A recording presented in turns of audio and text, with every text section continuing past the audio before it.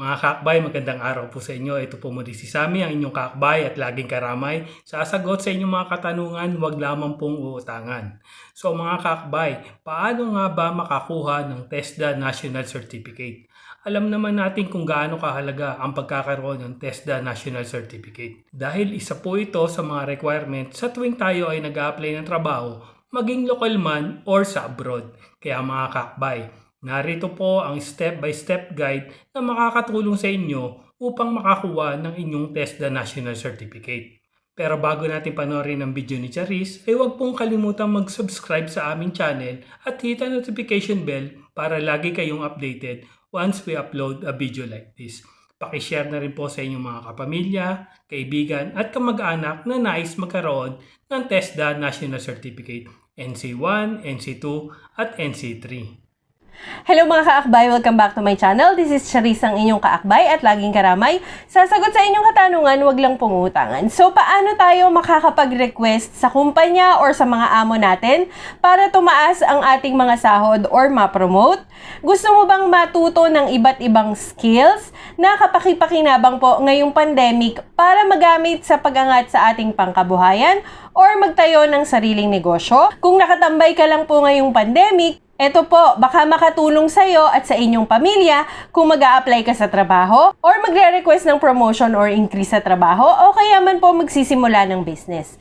Kung napanood nyo po yung previous video ko about free online courses ng TESDA na pwede nating kunin anytime at anywhere, eto naman mga kaakbay, papaano kumuha ng National Certificate 1, 2, or 3. So if you're interested mga kaakbay, then please keep on watching but make sure po to subscribe to my channel. Hit the notification bell para po ma-update kayo once I upload a video like this. And pakishare na rin po para mas maraming OFWs ang makaalam tungkol dito. So mga kaakbay, ano nga po ba ang National Certificate? Ito po ay ini-issue ng TESDA na katibayan na ikaw po ay mahusay sa iyong skills. Plumbing, welding, pwede pong electrical, baking, at meron din pong household service workers or HSWs. Katibayan po ito mula sa government at TESDA na tayo ay bihasa sa ating larangan. Ito po ay either ating napagtrainingan or galing po sa years of experience na ating pinagtrabahuhan. So kalimitan po itong hinahanap ng mga companies, lalo na po yung NC2 or National Certificate 2 kung kayo po ay mag-a-apply sa trabaho, local man po or abroad. Katunayan po na tayo ay legit na magaling sa ating skills. So mga kaakbay, ano nga po ba ang dapat gawin para magkaroon ng NC? Syempre, una po dapat nakapag-training kayo sa TESDA. May video po ako para po sa libreng pag-enroll sa TESDA online program. Pwede rin naman po kung nag-enroll kayo sa mga schools na accredited ng TESDA or sa TESDA mismo. Syempre, pangalawa, assessment kailangan po kayo mag-take. And pangatlo, kailangan yung maipasa yung assessment para po mabigyan kayo ng National Certificate. Kung industry worker naman po kayo, pwede rin kayong makakuha ng National Certificate kung matagal na po kayong electrician or plumber or welder. Pwede na po kayong mag-apply ng diretso sa assessment. So, paano po ba mag-apply ng assessment para sa National Certificate 2? So, kung nag-training ka na po or malawak po ang experience mo at kaya mo nang kumuha ng assessment, ito po ang inyong mga gagawin. Isingit ko lang po una para sa mga household workers. Una po, kumuha tayo ng endorsement letter sa inyong recruitment agency or kung direct po sa endorsement or katibayan po na galing sa amo nyo na kayo po ay magaling sa inyong trabaho at ito po ay pe-present sa TESDA centers. Opo mga kaakbay, sa TESDA centers po sa Pilipinas. Actual po kayong itetest doon. Katibayan, nasanay po kayo magtrabaho sa bahay at pagserbisyohan ang inyong amo. Katulad po ng paglilinis sa living room, dining room, bedroom, sa toilet at kitchen, washing, ironing clothes, linen and fabric, and providing food and beverage. Maaari din naman po na hingan na lamang po kayo ng employment contract sa pinagtatrabahuhan or certifications po galing sa mga naging amo at agency. I-check na lang po ng TESDA kung di naman po kailangan ng performance assessment. Tapos po, magbabayad po kayo ng 1,000 pesos para sa assessment.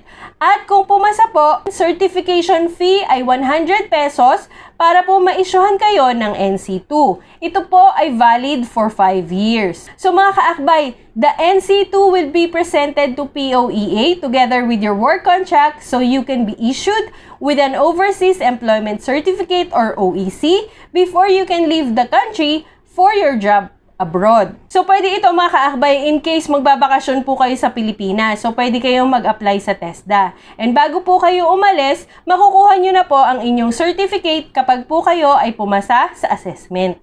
Tapos mga kaakbay, pakicheck na rin po ang training regulations or TR. Meron po akong link sa description box below para sa inyong skills. Kasi dun po nakalagay kung ano ang competency standards, local po or abroad. Meron dyan purpose at kung saan bansa. Example po, kung ilalagay nyo ay plumbing sa Qatar, then ida-download nyo po ang training regulation para po mabasa nyo. So, paano naman para sa mga new applicants? Una po, pumunta po kayo sa TESDA Accredited Assessment Centers or TESDA District or Provincial Office, malapit po sa inyong lugar. Meron po akong list ng mga centers sa description box po sa ibaba ng video para po mag-apply kayo ng assessment. Pangalawa, kailangan nyo pong isubmit ang mga sumusunod. Duly accomplished application form, properly and completely filled out self-assessment guide of your chosen qualification. Pangatlo naman po ay 3 colored passport-sized picture, white background na meron pong color ang inyong damit at lalagyan nyo po ng inyong pangalan sa likod.